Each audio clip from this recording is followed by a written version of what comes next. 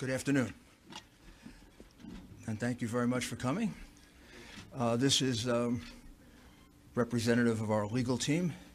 We're representing President Trump, and we're representing the Trump campaign. When I finish, Sidney Powell and then Jenna Ellis will follow me, and we will present in brief the evidence that we've collected over the last, I guess it is 2 weeks. Also, Joseph Geneva, Victoria Tenzing are here with me. There are a lot more lawyers working on this, but we're the senior lawyers, and Boris Epstein. So, I guess the best way to describe this is when we began our representation of the president, we certainly were confronted with a very anomalous set of results. The president way ahead on election night, 700,000 or 800,000 in Pennsylvania. Somehow he lost Pennsylvania. We have statisticians willing to testify that that's almost statistically impossible to have happened in the period of time that it happened. But of course, that's just speculation. As we started investigating, both our investigations and the very patriotic and brave American citizens that have come forward are extraordinary. Extraordinary number of people, extraordinary number of witnesses. And what emerged very quickly is there's not a singular voter fraud in one state. This pattern repeats itself in a number of states. Almost exactly the same pattern, which to any experienced investigator, prosecutor, would suggest that there was a plan from a centralized place to execute these various acts of voter fraud, specifically focused on big cities, and specifically focused on, as you would imagine, big cities controlled by Democrats, and particularly focused on big cities that have a long history of corruption. The number of voter fraud cases in Philadelphia could fill a library. Just a few weeks ago, there was a conviction for voter fraud, and one 2 weeks before that. And I've often said, I guess sarcastically, but it's true, the only surprise I would have found in this is if Philadelphia hadn't cheated in this election. Because for the last 60 years, they've cheated in just about every single election. You could say the same thing about Detroit. Each one of these cities are cities that are controlled by Democrats, which means they can get away with anything they want to do. It means they have a certain degree of control over, certainly control the election board completely, and they control law enforcement, and unfortunately, they have some friendly judges that will issue ridiculously irrational opinions just to come out in their favor. So let's start with the specifics. Pennsylvania. In Pennsylvania, the margin of victory now for Biden, which is not a victory, it's a fraud, is 69,140 votes. The reality is that we are now at a count of 682,770 ballots, for which we have affidavits that there was no inspection of that ballot at the time that it was entered in the vote. It was a mail ballot. Mail ballots are particularly prone to fraud.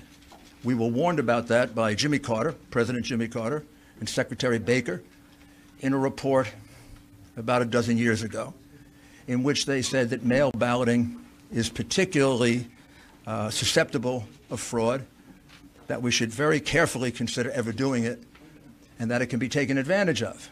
Justice Souter warned us of the same thing in a comment in an election law case. And even the New York Times wrote articles about how dangerous mail-in voting was. And this is the first time we ever did it en masse, and I think we proved that all three are prophets. It's not only susceptible to fraud, it is easily susceptible to fraud, particularly if you have a plan or scheme which sounds eerily similar to what Joe Biden told us a few days before the election, that he had the best voter fraud team in the world. Well, they were good. I don't know that they were that good because they made significant mistakes, like all crooks do, and we caught them. One of them was pushing out Republican inspectors. Every state, almost every civilized country, even Tanzania and places you wouldn't think of, have rules about inspectors, particularly for mail-in ballots. And why particularly for mail-in ballots? Because they can more easily be defrauded, and you can't check on it. People who have never done a mail-in ballot, I'm going to show you why it's so easy. Well, you fill out an envelope like this. You put your, usually in New York it would be your assembly district and the precinct in which you're voting. You fill out your name and your address, and you sign it. You then use an inner envelope, and you put the ballot inside the inner envelope. You seal it all, and you send it in. When it's being counted, almost invariably in the United States, up until the mass cheating that went on in this election, a Republican and a Democrat inspector, as well as others, if there are other parties, is allowed to watch the unsealing of this ballot. Used to go on all over America when we conducted honest elections.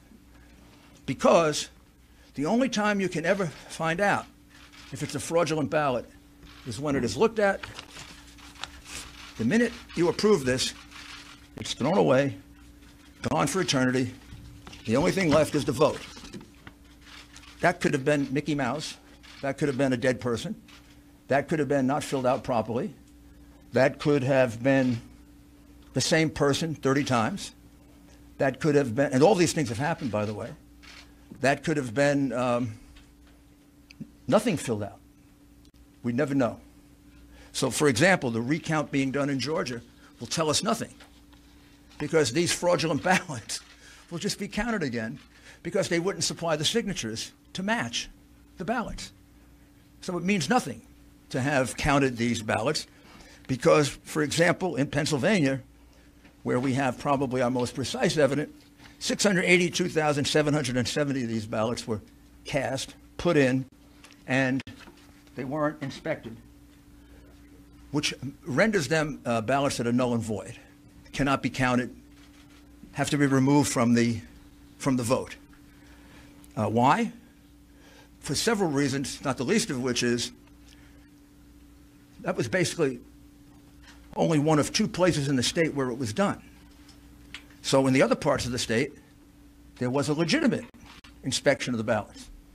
So if you have two different standards in different parts of the state, one favoring one part of the state, the other disfavoring the other part of the state, that's a classic violation of the Equal Protection Clause of the United States Constitution.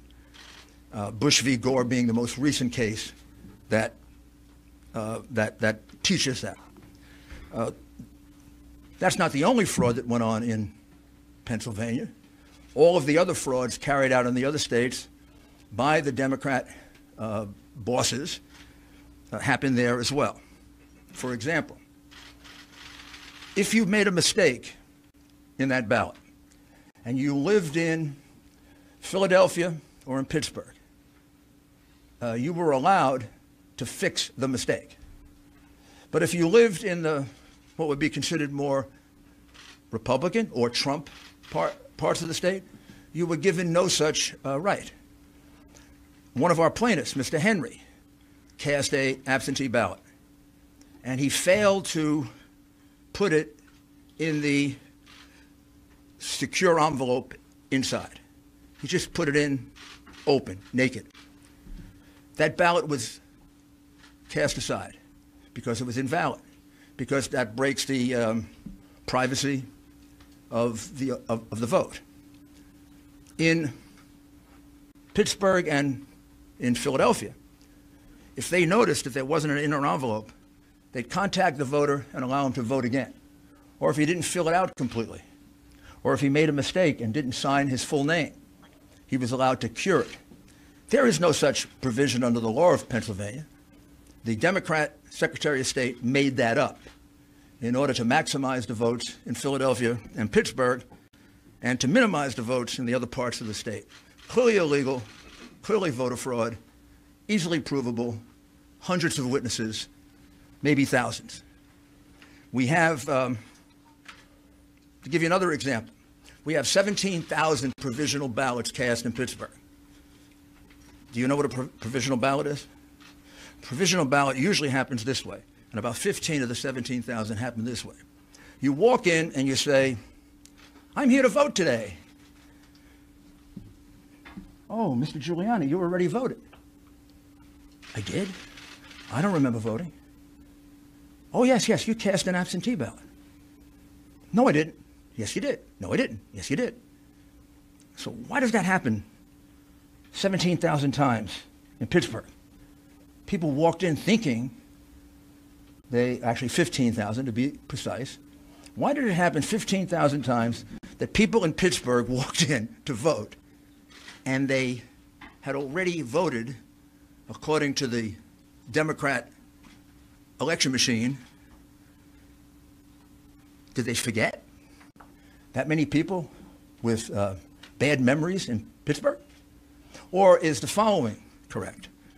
That as witnesses will testify, they were instructed by the Democrat bosses when they had a ballot in which there was no one registered, just assign it to somebody. Just assign it to Rudy Giuliani. So when maybe Rudy Giuliani won't show up to vote. And if he does show up to vote, we'll give him a provisional ballot. That is what we call circumstantial evidence of the fraud.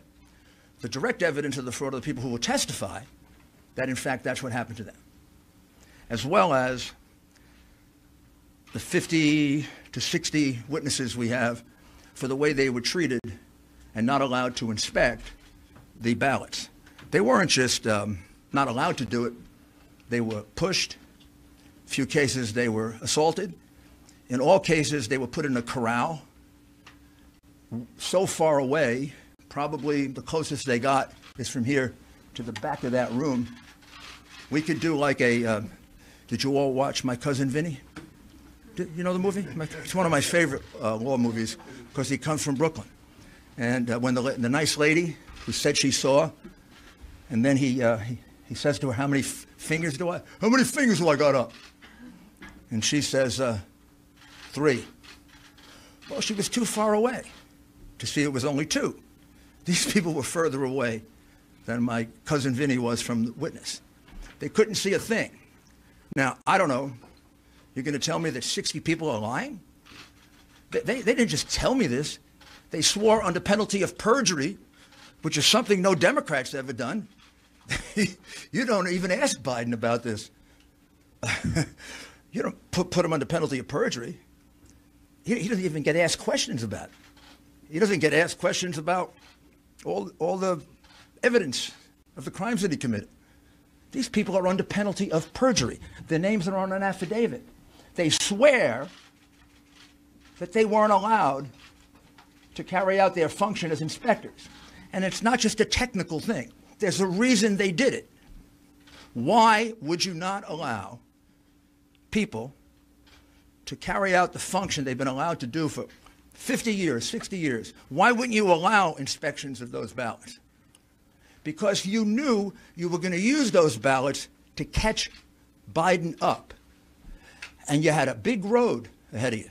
You had to catch him up for 700,000 to 800,000 votes that he was behind. And the only way you were going to do it was with the mail-in ballots. You couldn't have a Democrat and Republican inspector around.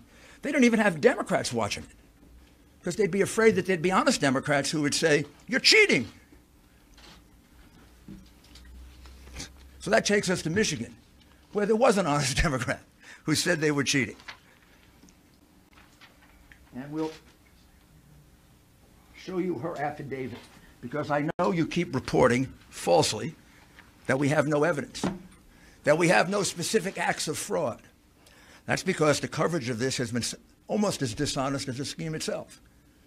The American people are entitled to know this. You don't have a right to keep it from them. You don't have a right to lie about it.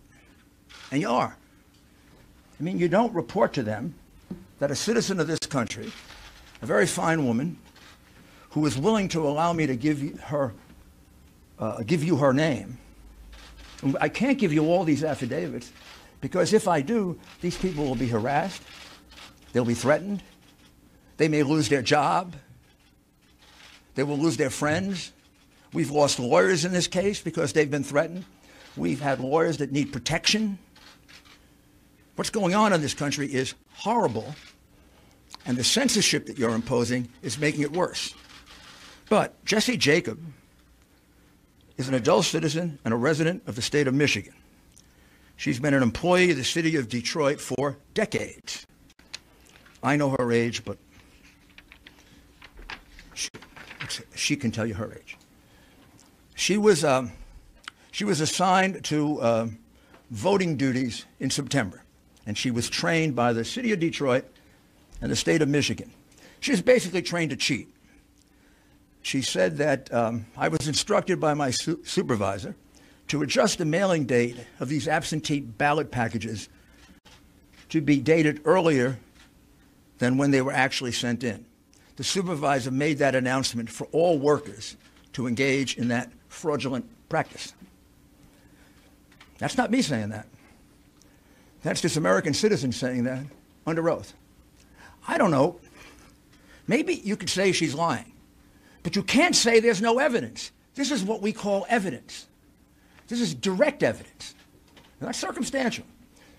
I tried many, many cases, as did all my colleagues here. You put a witness on a witness stand, the witness is testifying to their own knowledge. This witness goes on the witness stand and she will say, I was told to adjust the date on the absentee ballots. I witnessed election workers and employees going over to the voting booths with voters in order to watch them vote and coach them for whom to vote. Completely illegal. She will testify to that. I don't know. Biden's people can cross-examine her, but you can't just throw it away. Gee, there's no evidence. Next time you say that, you'll be lying. Because there is evidence. This, oh, by the way, this is public. You can all get it. It's attached to the complaint in Costantino versus the city of Detroit. Then she was instructed by my supervisor not to ask for a driver's license or any photo ID when a person was trying to vote. Don't ask for identification. Why would you not ask for identification? Because you knew that a lot of people not entitled to vote were going to come in and early vote. Because you knew that illegal immigrants were going to be allowed to vote. You knew, if you lived in Philadelphia, unless you're stunad, that's an Italian expression for stupid, unless you're stupid, you knew that a lot of people were coming over from Camden to vote. They do every year. Happens all the time in Philly. It's about as frequent as getting beaten up at a Philadelphia Eagle football game. Happens all the time. All the time. And it's allowed to happen because it is a Democrat, corrupt city and has been for years. Many, many years. And they carried it out in places they could get away with it. They didn't carry it out in neutral places. They didn't carry it out in Republican places. They didn't carry it out where the law is respected. They carried it out in a corrupt city where the district attorney releases criminals en masse, which is why it has so much crime.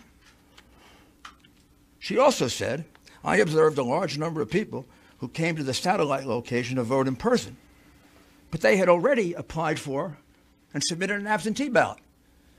So she observed a lot of people voting twice. Again, this is Jessie Jacob, not me. I was instructed not to invalidate any ballots and not to look for any deficiency in the ballots. Why would you do that? Because you're cheating. On purpose cheating. Intentionally cheating. You're cheating as an institution. This is an instruction from the election commissioner or the employer to the worker. Don't look for any deficiencies in the ballots. I was instructed not to look at any of the signatures on the absentee ballots. If she was instructed to not to look for any of the signatures on the absentee ballots, Why the heck do you sign it in the first place? In order to identify it. She was instructed not to do that because many of the absentee ballots were fraudulent, and they knew that. And they didn't want to have a count of that.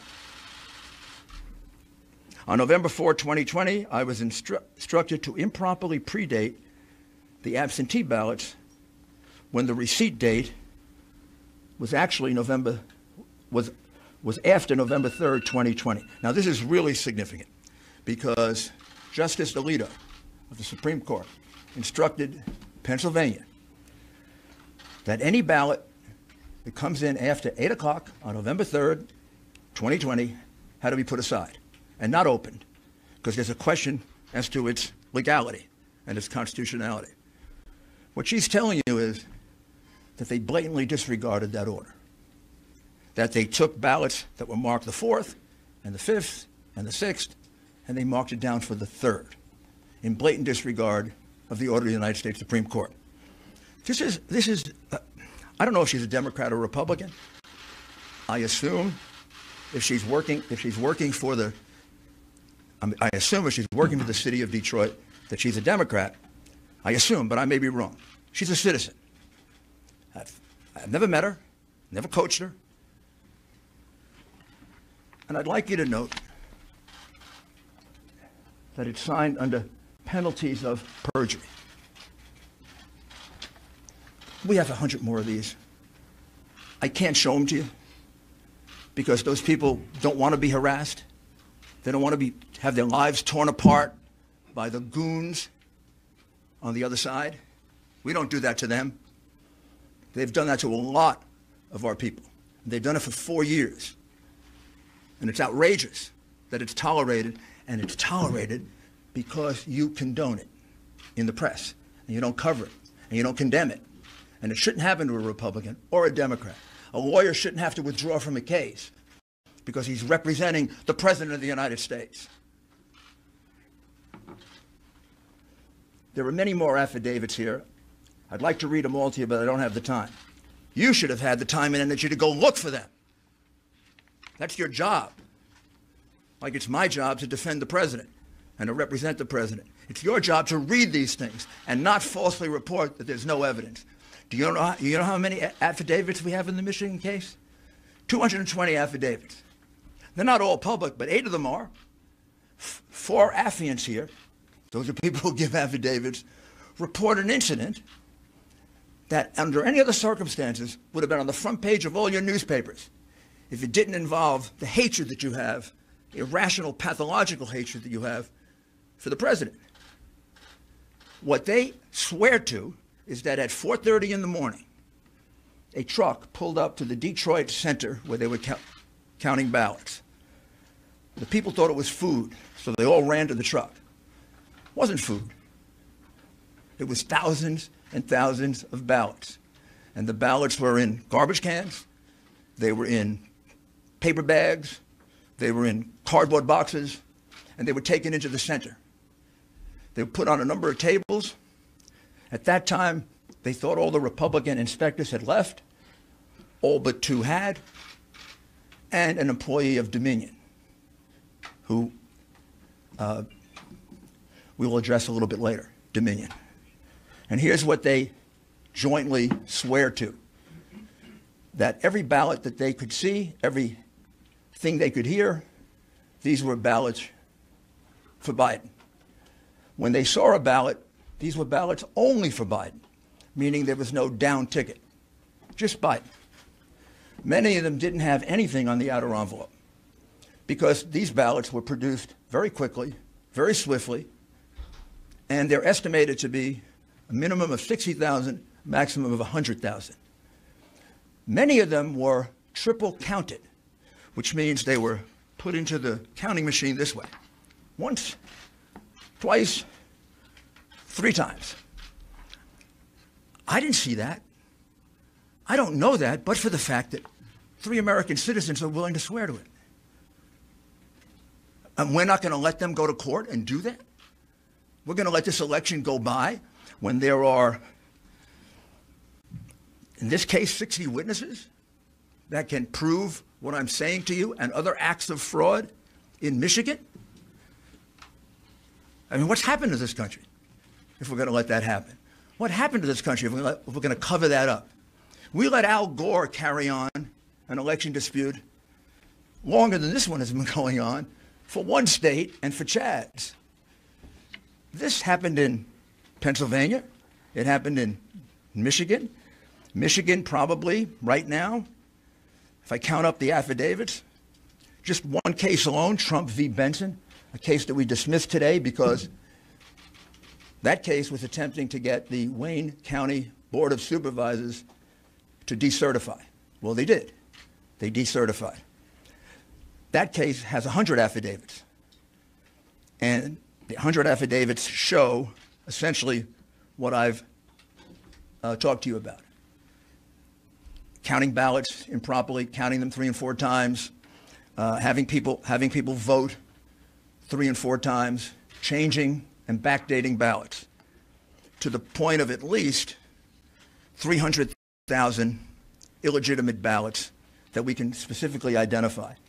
The margin in Michigan was 146,121, and these ballots were all cast basically in Detroit that Biden won 80-20. So you see a change as a result of the election in Michigan if you take out Wayne County. So it's a very significant case. That is being raised in the case of Costantino versus the city of Detroit. Not by us, but by an individual plaintiff. We are helping and assisting in that case, however. And you can find all the affidavits that you want filed in that case. And you can find out they're not just allegations, they're allegations supported by sworn testimony, which is a lot better than Joe Biden has ever done on anything. He doesn't answer questions, much less give you sworn affidavits. Wisconsin. Wisconsin had a very small margin, 20,544 last time I looked.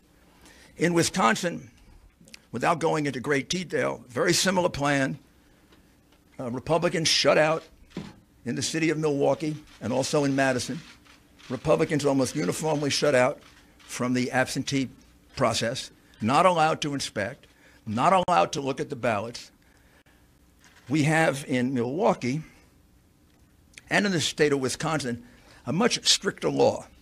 Wisconsin doesn't allow mail-in ballots. They didn't buy into the big mail-in ballot situation. Wisconsin, when you look at their constitution, almost seems to not like absentee ballots. They state it's not a right, a privilege. And they have very, very strict procedures. And the strict procedure says that you can't be given an absentee ballot. You have to personally apply for it. It's illegal, basically, to solicit a vote.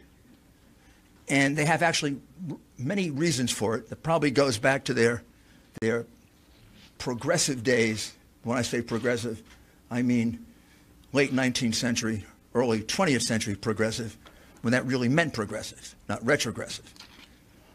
So there are 60,000 ballots in Milwaukee County and 40,000 ballots in Madison that, as far as we can tell, and this is why we're auditing, because we have very good information, the numbers are going to come out about here, that don't have applications.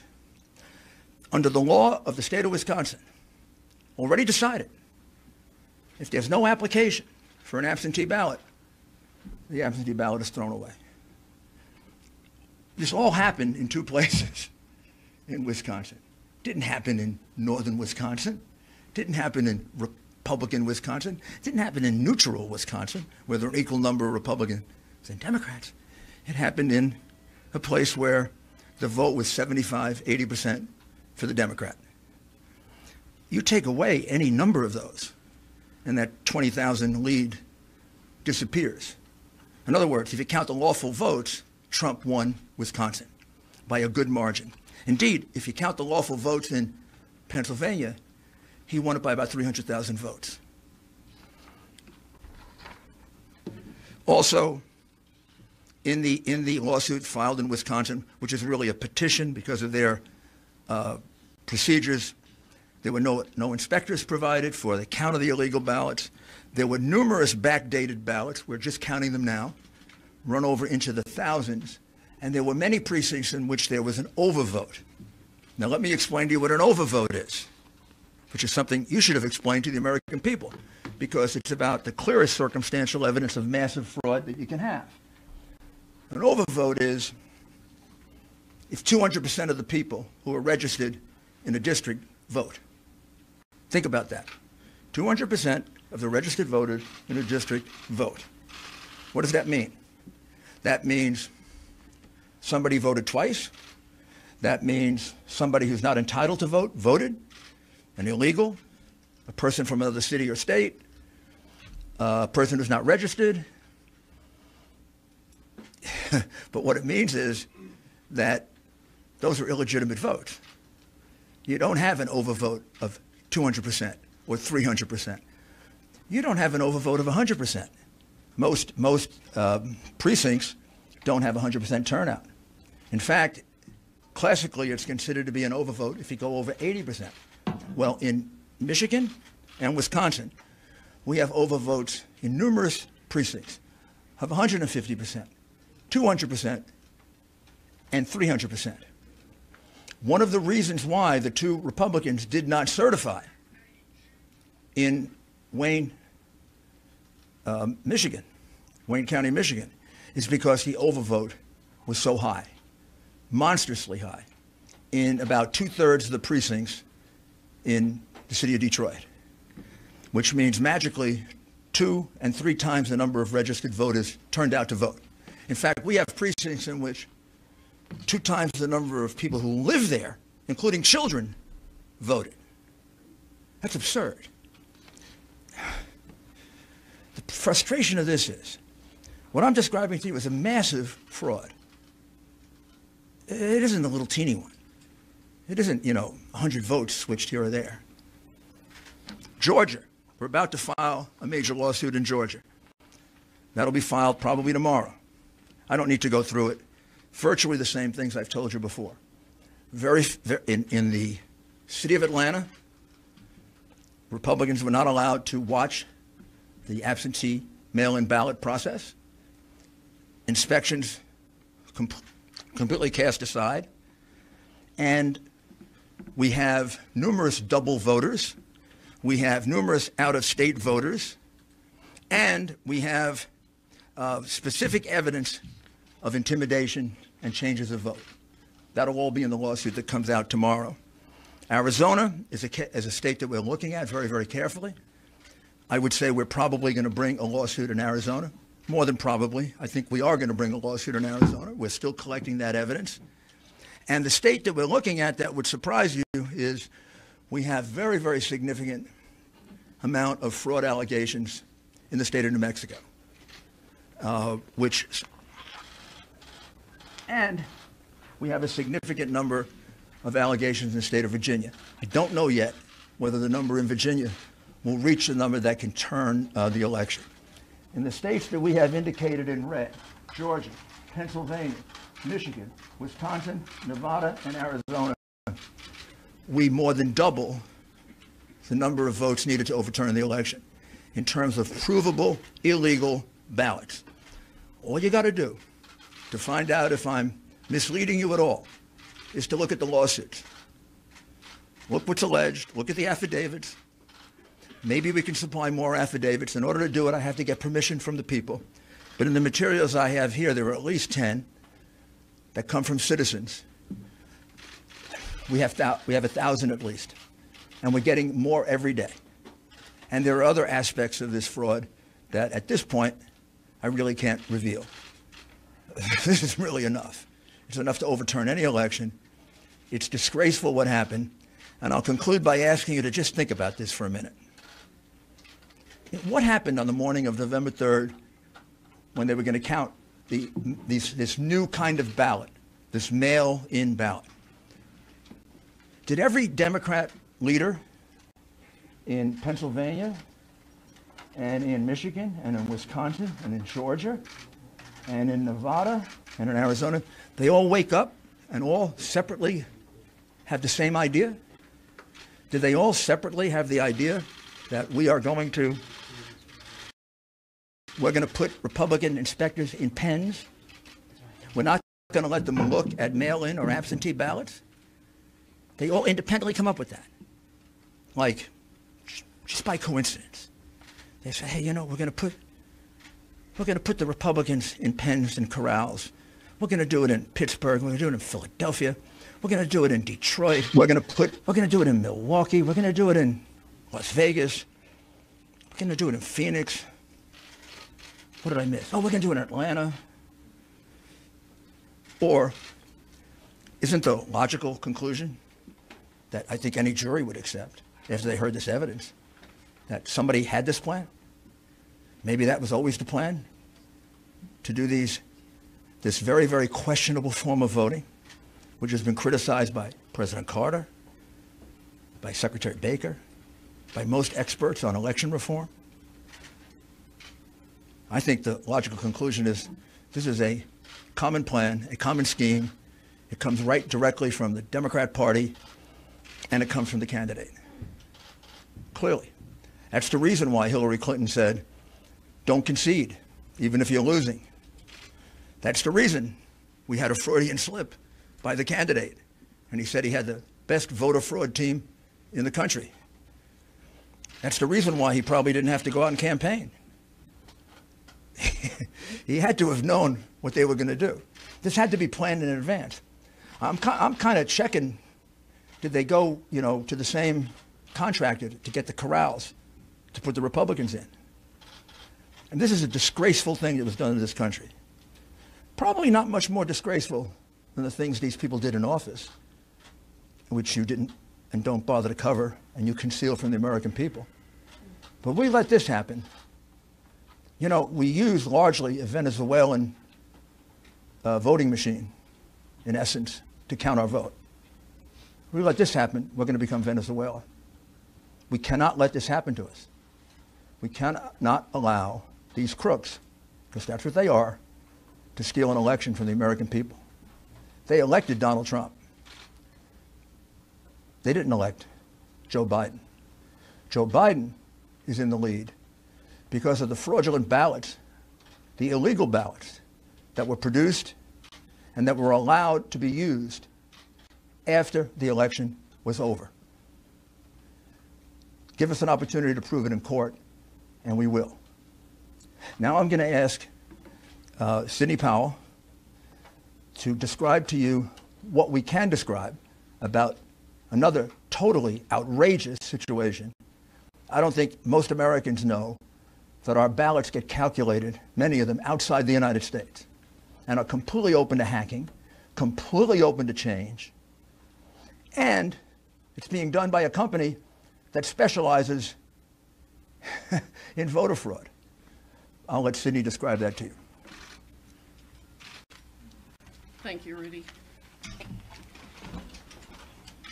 What we are really dealing with here and uncovering more by the day is the massive influence of communist money through Venezuela, Cuba, and likely China in the interference with our elections here in the United States.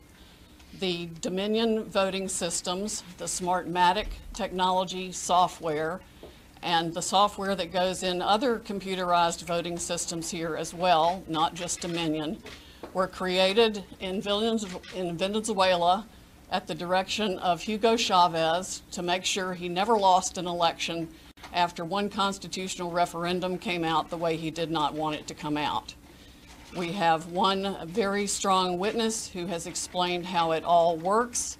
His affidavit is attached to the pleadings of Lynn Wood in the lawsuit he filed in Georgia. It is a stunning, detailed affidavit because he was with Hugo Chavez while he was being briefed on how it worked. He was with Hugo Chavez when he saw it operate to make sure the election came out his way. That was the express purpose for creating this software.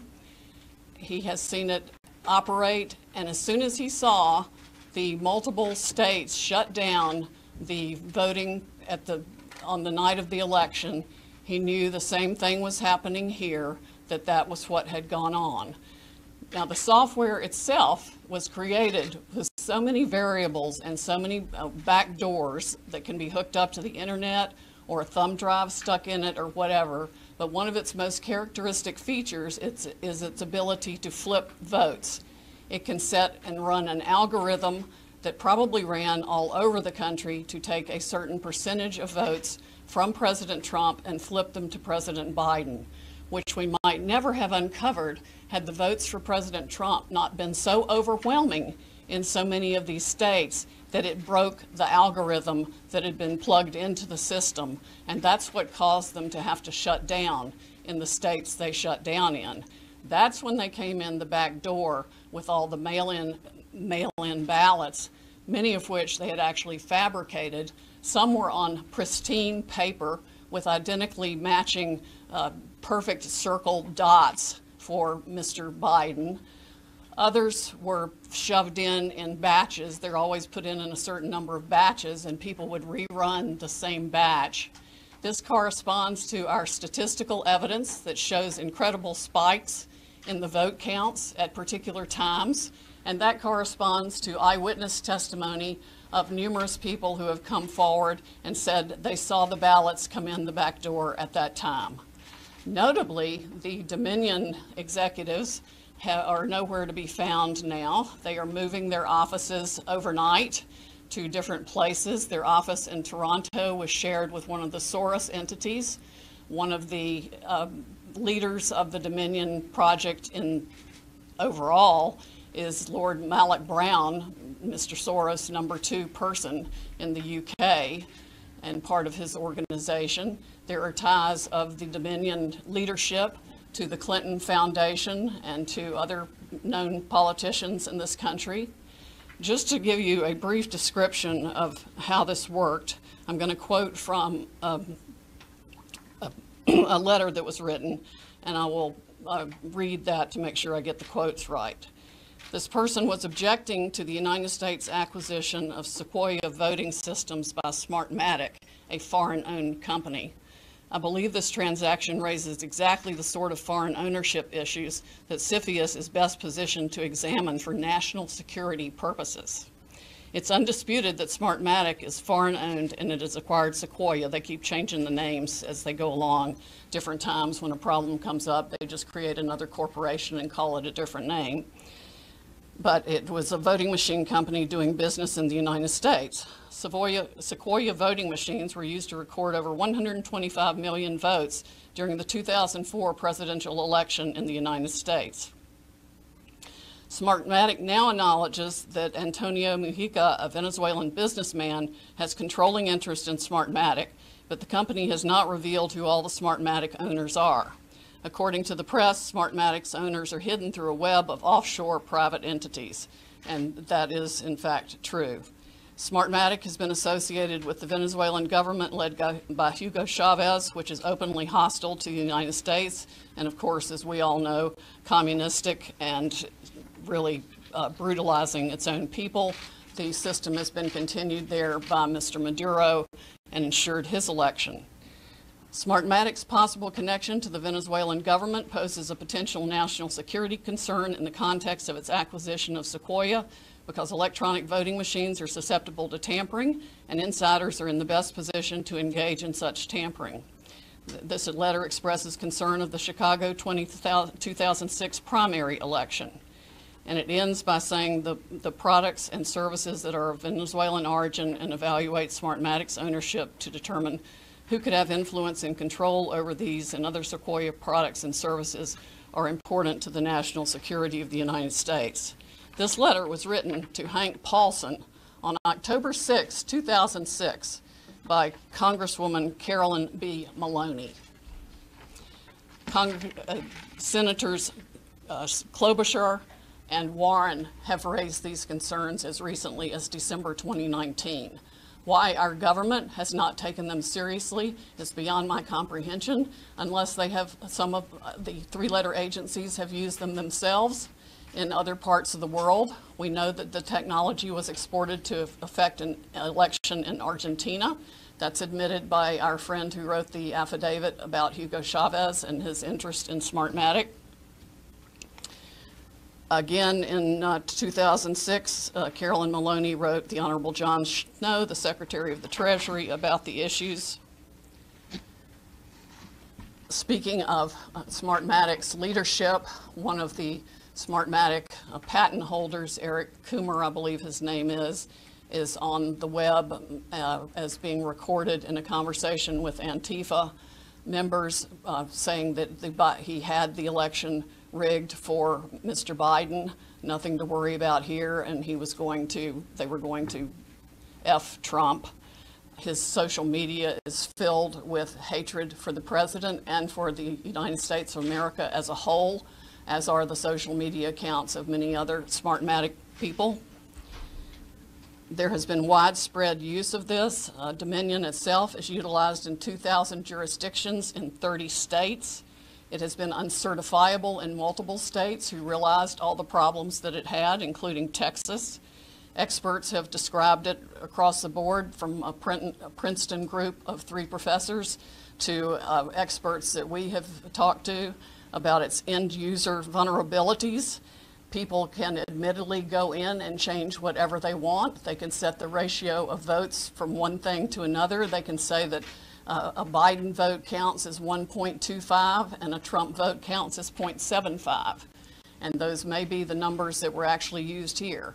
It's not just the swing states that were affected. The algorithm was likely run across the country to affect the entire election. Like I said, we only discovered it this year because of the overwhelming number of votes for President Trump in the swing states that caused the machines to have to shut down for them to backfill for adding votes. We have evidence of different numbers of votes being injected into the system, the same identical unique 6-digit number multiple times in at least 2 states that we've analyzed so far, and I'm talking about like 341,542 votes for Biden and 100,012 for Trump. There's no explanation, no logical explanation for the same numbers being injected 20 minutes apart into the machine.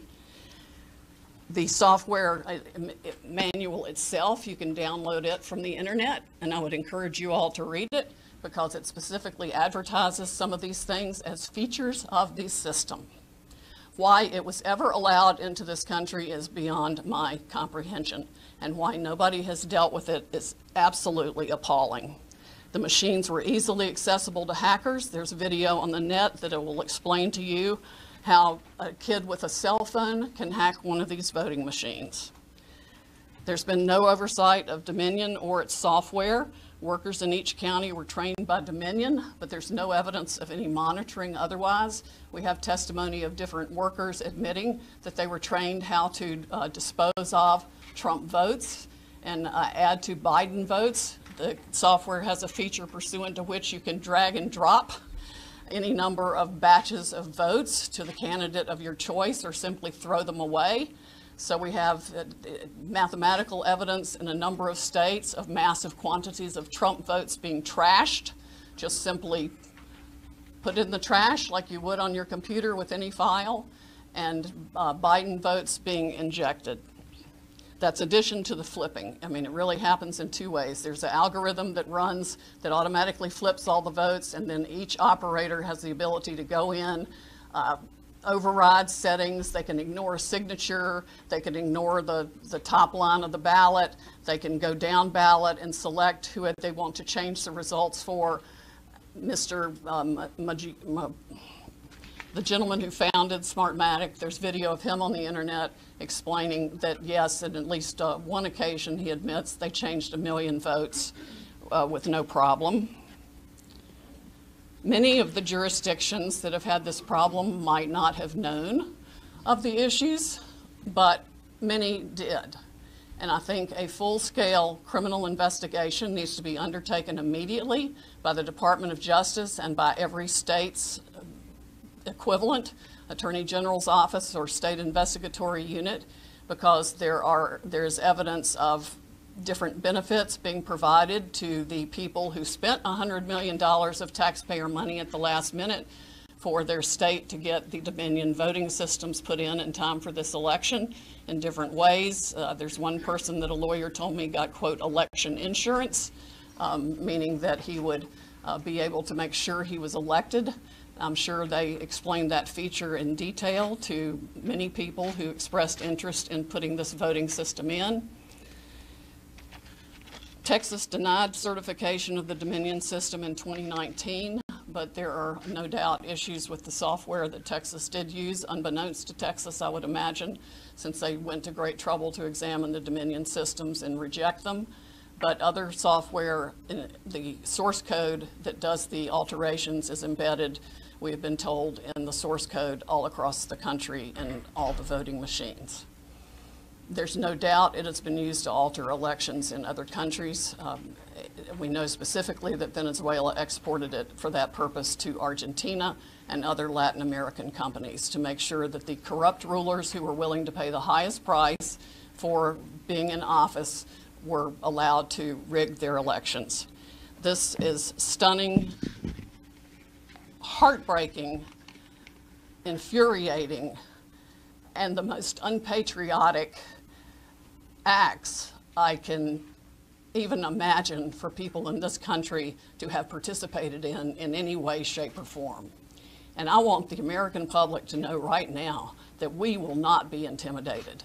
American patriots are fed up with the corruption from the local level to the highest level of our government, and we are going to take this country back. We are not going to be intimidated. We are not going to back down. We are going to clean this mess up now. President Trump won by a landslide. We are going to prove it, and we are going to reclaim the United States of America for the people who vote for freedom. How come you're not suing in the Wisconsin counties that use this? Why are you only doing a recount? And excuse me, that we're not out to the questions at this point. So excuse me, we're not at the questions at this point. My name is Jenna Ellis, and I'm the senior legal advisor to the Trump campaign, and I'd like to just explain now where we've been and where we're at and what you can expect from this process. So what you have heard, I'm sure, in the fake newspapers tomorrow will be one of two things. Either there was not sufficient evidence that we've presented, or we spoke too long. Okay, so what you've heard now is basically an opening statement. This is what you can expect to see when we get to court to actually have a full trial on the merits, to actually show this evidence in court and prove our case. This is not a Law and Order episode where everything is neatly wrapped up in 60 minutes. For those of you who are here in this room or have maybe tuned out in other networks, clearly you've never been court reporters. Trials take time. Putting on evidence takes time. This is basically an opening statement so the American people can understand what the networks have been hiding and what they refuse to cover, because all of your fake news headlines are dancing around the merits of this case and are trying to delegitimize what we are doing here. Let me be very clear that our objective is to make sure to preserve and protect election integrity. President Trump has been saying from day one that this is about maintaining free and fair elections in this country. It is not about overturning an outcome. It is about making sure that election integrity is preserved, and every American should want that. If every American is not on board with that, you have to ask yourself why. And if your fake news network is not covering this or allowing you to cover it fairly and accurately, you should ask yourself why. This is absolutely a legitimate legal basis. We have been asked to provide an entire case that generally would take years in civil litigation. I've been a prosecutor. I have tried cases with far simpler facts. One thing happened in a matter of minutes, and it still takes days. And we go through a jury process. This is the court of public opinion right now. We are not trying our case in the court of public opinion, because if we were, we would get unbiased jurors. I would strike 99% of you from the jury, and I would be allowed to because of the fake news coverage you provide. You are not unbiased jurors. And until you step out of your role as a journalist and actually go into a courtroom and you are a judge on a bench that has sworn an oath to be unbiased in our separation of powers, then your opinion does not matter. The facts matter, the truth matters, and if you are fair reporters, you will cover that fairly and appropriately, and you will allow coverage of our media team. here and our legal team. That is absolutely shocking that all you cover are around the margins. And I've seen all of you taking pictures right now, and I can anticipate what your headlines are going to be. If you are not willing to talk about the evidence that has been presented, then that is absolutely unacceptable for journalistic standards. This is an opening statement. This is something where we have told you what the evidence will show, and we have given you a brief description. That happens in a courtroom all the time, where that's not the fact-finding process. That is just an overview. That is what we have given you today, because the American people deserve to know what we have uncovered in the last couple of weeks. Remember, this is such a short time frame. And this is an elite strike force team that is working on behalf of the president and the campaign to make sure that our Constitution is protected. We are a nation of rules, not a nation of rulers. There is not someone that just gets to pick who the next president is outside the will of the American people. And that is our task, because when we talk about voter fraud, it's actually election official fraud. That cannot stand. The Constitution requires that the state legislatures are the ones that make election law. It still has to go by the U.S. Constitution. But what has happened in this case is that state and local level officials, and all the way up, have changed the rules. That's what the Democrats do. If they don't like the rules, they change them. And they change them at the last minute. They manipulate them. They want to tear down our American system. Our founders were so brilliant that they anticipated this, that there would be corruption, there would be foreign influence, there would be attempts to manipulate the outcome of the election, especially with who they called our chief magistrate. I would encourage all of you to go home and actually read Alexander Hamilton's Federalist 68 and see what he described as an advocacy position to adopt and ratify the Electoral College and the process by which we select our president. We select our president through the Electoral College not because it disenfranchises voters, but because it is a security mechanism for exactly the type of corruption that we are uncovering. And every American should be grateful and thankful that our founders had the foresight to put in those protections and provisions to make sure that your legitimate legal vote is not disenfranchised. That is what we are advocating for. We want to make sure to protect election integrity, and your president, President Trump, we are so proud that he is in this fight because he understands that when he swore his oath of office, he swore an oath to uphold and defend the United States Constitution. That is what he is doing. And that is what we are doing. We are confident that through this multiple pathway to victory, we will get to the actual outcome that the evidence shows. But this is not about overturning an election on our part. It's about making sure that we protect and preserve free and fair elections for all future American elections. If the United States caves to corruption or this type of election integrity disaster, then no election will be secure from here on out. And we all need to be keenly aware of that. We are the representatives here that are standing in this gap and defending President Trump and defending you, the American people, at the end of the day. This is ultimately about the United States of America.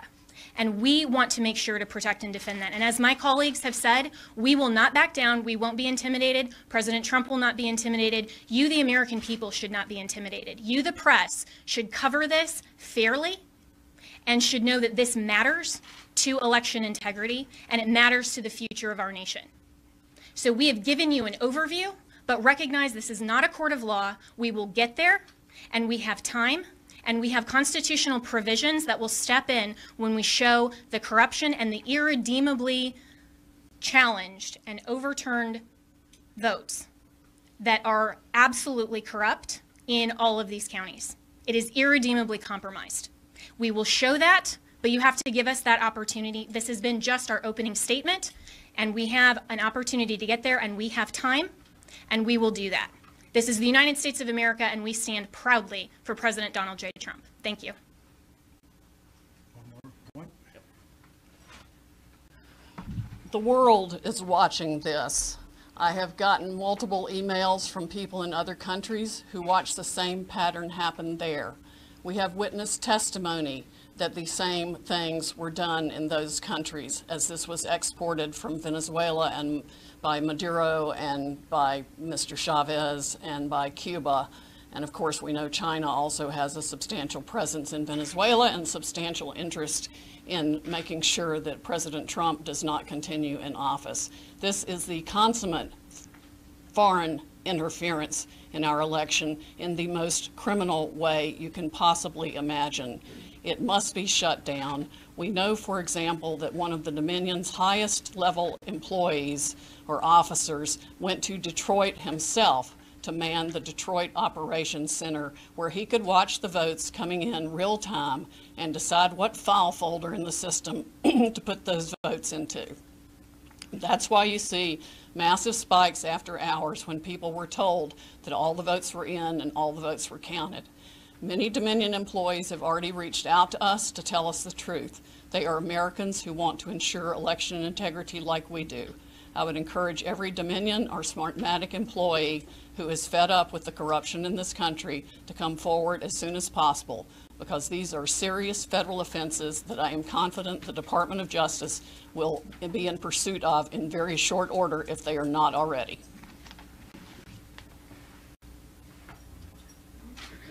All right. A few questions? Yeah, Mayor Giuliani, this sort of reminds of 30 years ago, they had federal judges doing consent decrees over elections. So you got a federal judge overseeing the election. This is old Chicago days. Will you be asking that in Georgia, where you have the two Senate races, to have the U.S. District Court judges and federal authorities monitoring the elections?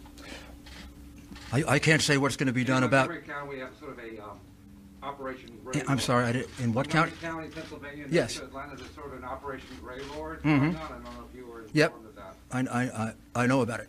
I really can't give you an opinion on that.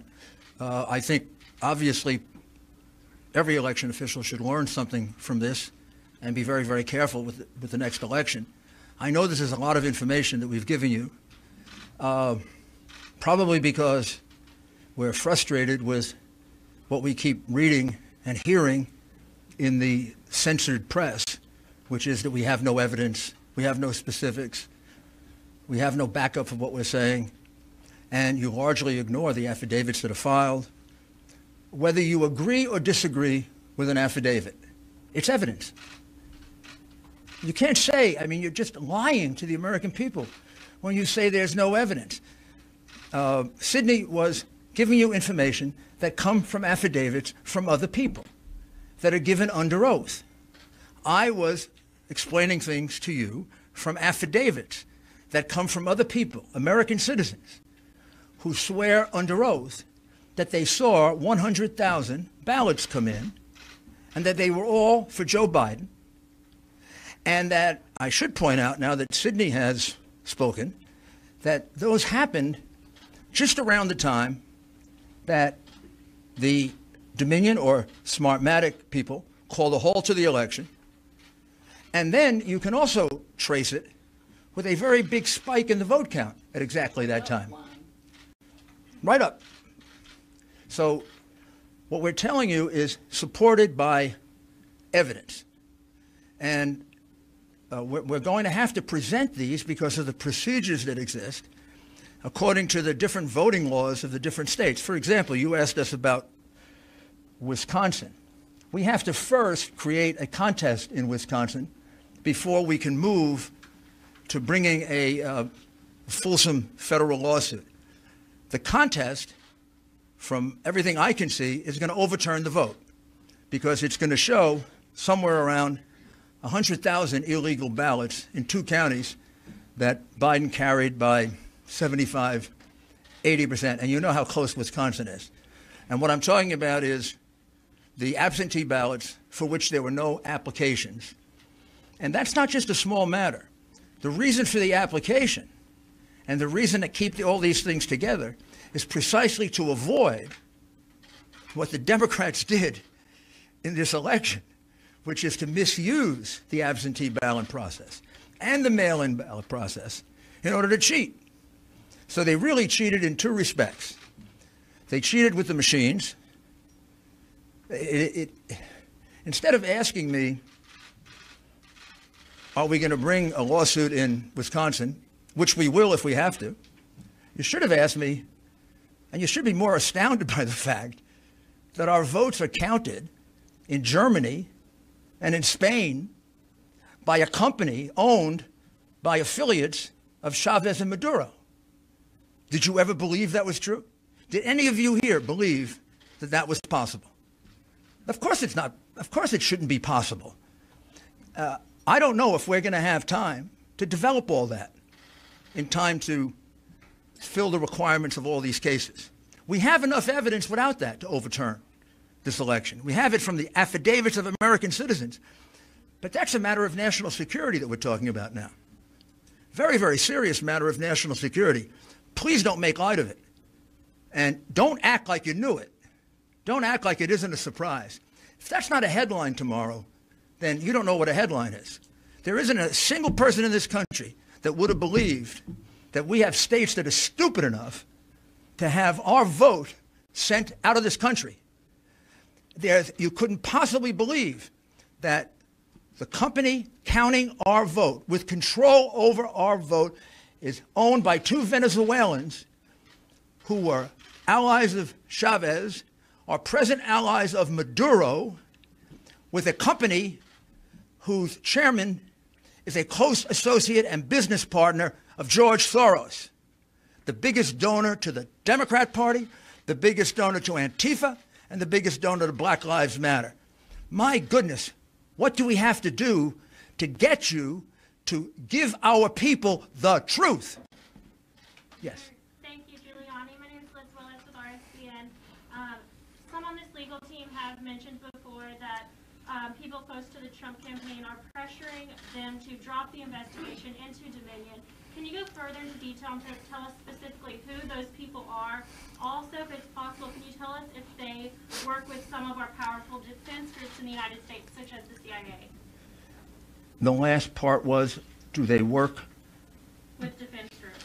With defense groups and the CIA. First, I'm in charge of this investigation with Sydney and the people that you see here.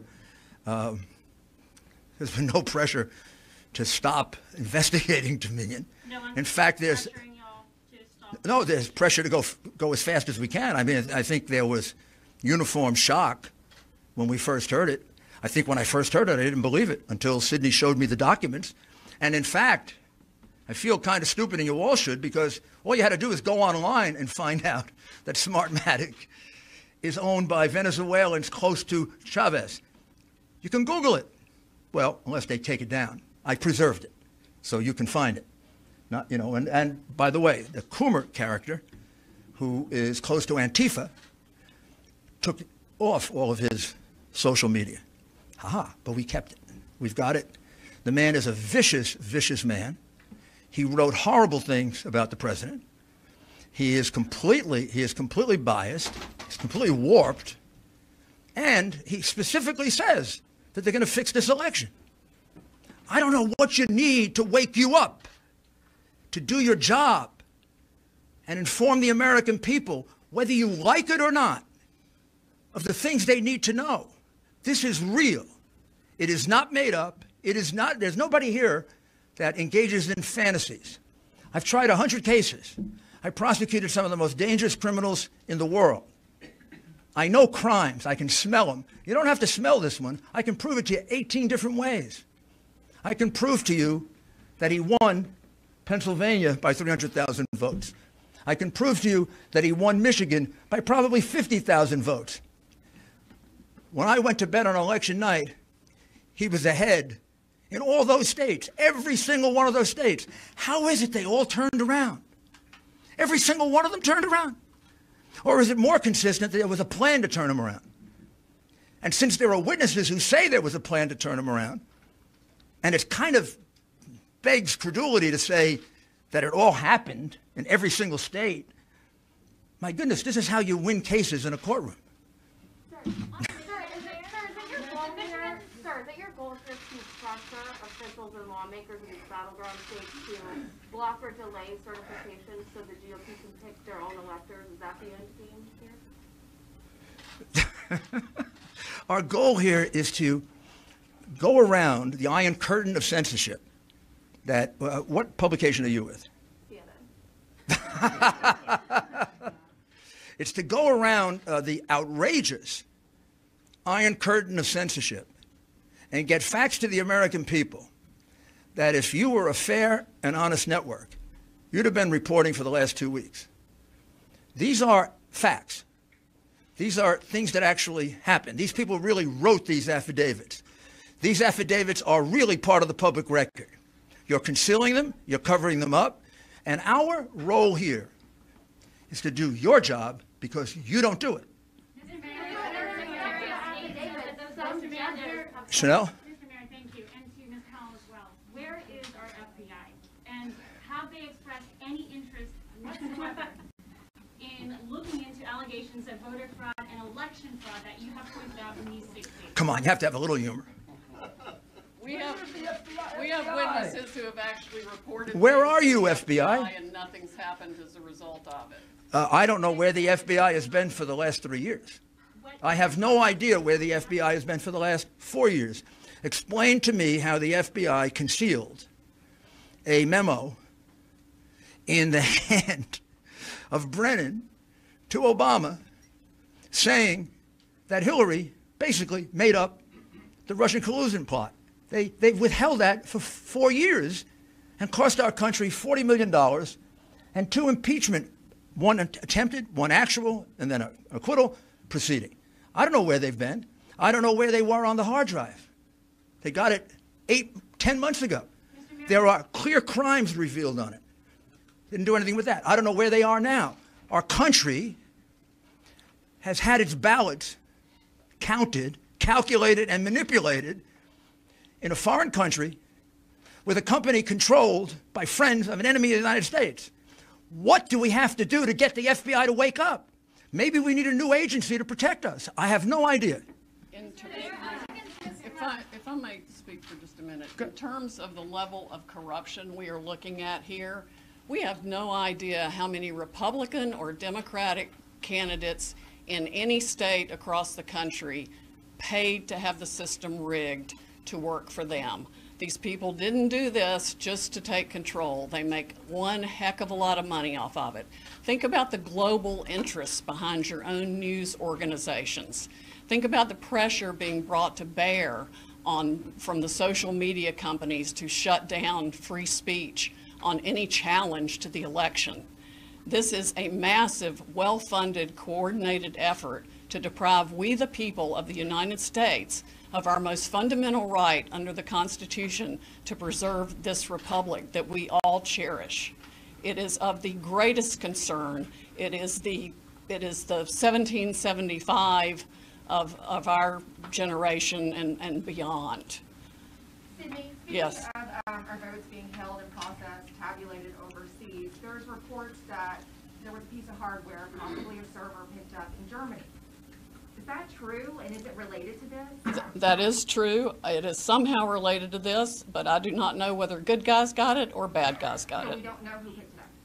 Why Cindy, I have a are you question not on- Cindy, requesting a this is, recounts in Wisconsin or the counties that use Dominion systems? I can only hear one person at the time. I'm going to take the one with the hands raised. I'm with Just the News. Yes. So question for you, Sydney. First, on the issue of the machines, do you plan to have, are you seeking a court order to either seize or subpoena or just to gain access to any of these machines in any of these contested districts? Have you begun that process? And when can we expect a timeline on that?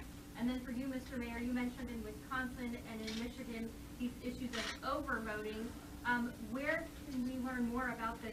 You're saying 150, 200%? Up to 350% in some Sure. places. Where would we get access to that data? And then to what extent were those people who showed up to vote in person? Because in Michigan, for example, they did allow same-day registration. Yes, well, the same-day registration causes problems with the vote signature and the registration itself. That's a whole different system that makes it impossible really to validate the signature. I mean, one person could sign the same name. I mean, I could sign John Smith, I could sign K. Smith, I could sign, on both things and run 50 ballots that way. And we've got some evidence of that being done as well. Rudy, do you want to speak to the other part of it? Sure.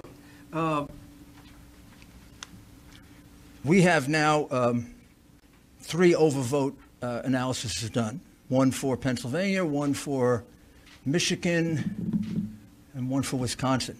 We're in the process, Georgia. We're in the process of doing the others.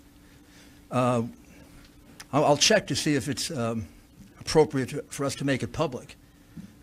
Well, I imagine it is, but you could actually do it. Yeah. You could do it yourself. A lot of the analysis comes from the real-time data that came through to the news medias the night and following the election. And some entrepreneurs out there have started crunching data themselves, in addition to multiple experts who could easily recognize, with the mathematical brain that I do not have, the beyond explicable deviations to the point of mathematical impossibility that 186,000 votes come in at once, all for Joe Biden. That's like flipping a coin 186,000 times and it lands on heads every time. That does not happen. There is no reasonable explanation for the upshoots, the straight lines up. I'm not even talking about an angle. I'm talking about some massive straight lines up in the vote tallies in the middle of the night after they've supposedly stopped counting. And that's when the Dominion operators went in and injected votes and changed the whole system. And it affects votes around the country, around the world, and all kinds of massive interests of globalists, dictators, corporations, you name it. Everybody's against us except President Trump and we the people of the United States of America. You've spoken of unleashing the Kraken. Is the country ready for this? I mean, Americans should be astonished at what you're saying here today. Is the country on the verge of an electoral breakdown? We've already had it. We have already had that electoral breakdown. But the Constitution, as Jenna explains, has provisions in it for how you fix this. And there should never be another election conducted in this country, I don't care if it's for local dog catcher, using a Dominion machine and Smartmatic software. We've got to have an American company that uses paper ballots that we can all verify so every one of us can see that our vote is our vote. Why are you not requesting recounts in Wisconsin counties that use Dominion software? You're requesting recounts in 2 counties that don't use the software at all. Because this case is not only about, remember, this case didn't begin with Dominion. This case began, and this case can be proven the old-fashioned way. It can be proven based on just good old-fashioned democratic tactics that go back to Mayor Daley in the 1960s, when he held the vote back in Chicago so that he could elect John F. Kennedy. Or as recently as last year, when they held the vote back in Palm Beach County and Broward County in order to see if they could steal that election for the Senate and governor, and then got caught manufacturing ballots. Democrats have been doing this for years on a small scale. When they passed the mail-in voter statute, which all of a sudden multiplied by 10 times the number of mail-in votes, they realized they could have a field day. They could do precisely what Jimmy Carter and Secretary Baker warned us about. All you have to do is own an election board, and you can get away with it. And unlike what Sydney is talking about, where you can have a paper trail, a paper ballot, I tried to point out to you, the minute that you separate the outer envelope from the ballot, you can no longer trace it, which is why the count, whatever the count in Georgia today is totally ridiculous. They're counting the same fraudulent ballots one more time. Yeah. And we're still very close. Mr. Mayor, so far, no single court has found evidence of fraud. That's got to be disappointing for you and the President. How would you describe his mood at the moment? And do you and him still genuinely believe you can overturn this election, or is it about something bigger for you? Well, it is about something. Let's go from the big picture to the smaller picture. The most important thing here is that this has been a massive attack on the integrity of the voting system in the greatest democracy on earth. the people who did this have committed one of the worst crimes that I've ever seen or observed. One of the things we're the most proud of in this country is that we've been such a long-standing democracy based on the right to vote. They have trashed the right to vote. They've dishonored the right to vote. They've destroyed the right to vote in their greed for power and money. And there's no doubt about it. This was not an individual idea of 10 or 12 Democrat bosses. This is a plan. You would have to be a fool not to realize that. They do the same thing in exactly the same way in 10 big Democrat-controlled, in most cases, crooked city. And when I say crooked city, go look at how many of their officials have gone to jail in the last 20 or 30 or 40 or 50 or 60 years that they have dominated and destroyed those cities. They picked the places where they could get away with it. They picked the places where, whether or not Republicans testified to something, judges would just dismiss it because judges are appointed politically. And too many of them are hacks. They picked places where they could get a sheriff that refused to enforce a court order. When we got a court order that we could be 10 feet closer, our representatives were told, if you try to do it, I'll arrest you. You're painting a portrait of a national conspiracy, suggesting that Joe Biden was actually part of that.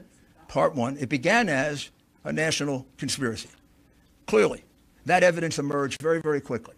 The minute I saw that it was the same thing in 10 states, just using logic, I said this can't be an accident. And then what I was surprised about is the dimension of it. I mean, not inspecting almost 700,000 ballots is astounding. If you're suggesting that Joe Biden was part of that conspiracy, I just wonder what your evidence is. Honestly, I don't know what Joe Biden is aware of or not aware of. And I mean that as a lawyer, not trying to be cute. I've watched him. I've observed him. I honestly don't know how much he's aware. I don't know how much he decides and how much things are decided for him. So Let me address one other thing to your question about the process. Your question is fundamentally flawed when you're asking where is the evidence. You clearly don't understand the legal process. What we have asked for in the court is to not have the certification of false results. And so to say, hold on a minute, we have evidence that we will present to the court. We haven't had the opportunity yet to present that to the court. We're giving you an overview and a preview of what we've discovered, but no court yet we've had that opportunity. So when we have we have fraud allegations pending, so what we've asked for are temporary restraining orders or injunctions to not certify false results. We're very happy that Michigan, the reason we dismissed that lawsuit today is because the Michigan county in Wayne County, they're not going to certify that because 71% of counties have inconsistent data. No person in this room or in this country should want states to rush through and coronate a president with false results. We have to make sure that the results are accurate. That's what we will prove. Two more questions. The Secretary of State says that can't actually happen, that those votes can't be rescinded, and that the certification in Michigan currently stands. The Secretary of State where? In Michigan. Yeah, well, there are problems in Michigan. Follow the money. Follow the political party, ma'am. I mean, you're actually seriously going to want me to take seriously the Secretary of State of Michigan? When the Secretary of State of Michigan never bothered to find out that the votes in her state were being counted in Germany by a Venezuelan company, and you want me to take her seriously or him seriously? I mean, I was in government. If I were the governor of that state, I'd fire everybody that was involved in this election. They didn't come and tell me that my state was going to be embarrassed, made a fool of, because I'm sending my votes of people in Michigan over to Germany to be counted by a company that is owned by people who are allies of Maduro and Chavez. By the way, Carolyn Maloney, who wrote that, is my congresswoman. A Democrat pointed that out. They didn't do the darndest bit of due diligence. If you bought a $10 million company, you would have done more due diligence than that. Maybe they're incompetent, or maybe they didn't want to know. But you're not going to have me take seriously anything that comes from anyone involved in the election the way it was conducted in Michigan. But you guys are saying that those votes have been rescinded. They haven't. The Secretary of State there says that they can't be. The Secretary of State can say whatever she wants to say. Of course she's going to say that. She's a Democrat. She could also credit the affidavits of the two people and say that the board is tied and therefore the vote hasn't been certified. So because she's a Democrat, she's saying that. Do you think she has any credibility, having run the kind of election they ran in Michigan? You think anyone in that government has credibility after using a machine and fooling their citizens? There can't be a person in Michigan who thought their vote was being sent outside the United States so somebody could play with it. I mean, it's disgraceful what the government of Michigan did to its citizens. Absolutely disgraceful. Mr. Mayor? Last question. Mr. Mayor, you have alleged... Just to go back to the servers, are you going to be able to get your hands on the voting machines or the servers, and are you going to be able to see what, when, where, We're not, we are limited in what we can do. We're not the FBI. We're not the government. We don't have that kind of subpoena power. We don't have the power to just go subpoena anything we want. The government does. We would have to subpoena it in line with a case. Our first case, we're asking for that authority in Pennsylvania and in Michigan. But you have to get that authority from the court. We're private citizens. We're not the government. If I were the government, like I used to be, there'd probably be a lot of people arrested by now. Because there's plenty of probable cause. Plenty of probable cause. All right, thank you, everybody. No. We'll take. You alleged that Donald Trump has won by a landslide. We've seen that a lot of your lawsuits and in fact lawyers have been kind of dropping like flies. What do you say to those people who call this a Russiagate 2.0 just on the other side? Why didn't this, and also why didn't this happen? What fake network do you come from? I don't come from a fake network. In fact, I am completely independent, have no one above my head. Oh my goodness. Well, first of all, our cases haven't been dismissed. We only have. Over 20. Look at the plaintiffs who were involved in this. It's not our case, ma'am. Don't lie to people. I'm saying, what do you say to Ma'am, you are lying. You're lying. You're lying. Well, continue to lie. I'm not going to. Ma'am. Okay. Let me answer the question. The answer to the question is, we don't have a lot of lawsuits. We only have 3. Our lawsuits have not been dropped all over the place. Okay, well, you're a totally discourteous person. I'm going to finish my answer. So, I'm going to finish my answer. The fact is we have very, very few lawsuits. The lawsuits you're talking about have been brought by private individuals and groups. Most of them were dismissed for lack of standing, probably correctly, because they were brought before the election took place. The election is now over.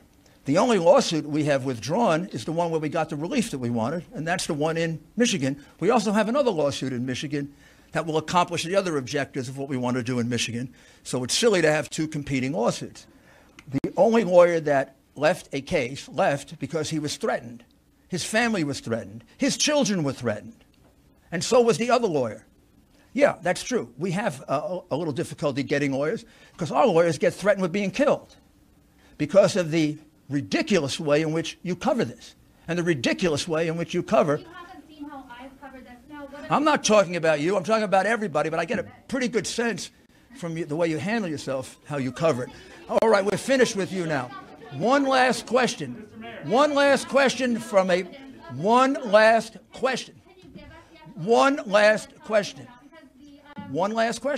from a reasonable civil person. Yeah, you are not. Yes. I'm not a reasonable person? No, her, she isn't. Well, we'll find out. I'm from the Daily Caller, for the record. Oh, there we go. If the courts don't let you present these cases like Jenna just said, will you give the entire bulk of the evidence to the media to review? And if so, when? Or are you going to drag this thing out like the Hunter Biden hard drive again? We're not going to drag it out. I mean, it's ridiculous for you to say we're dragging it out. Well, Al Gore had a lot more time than we've had, and we've had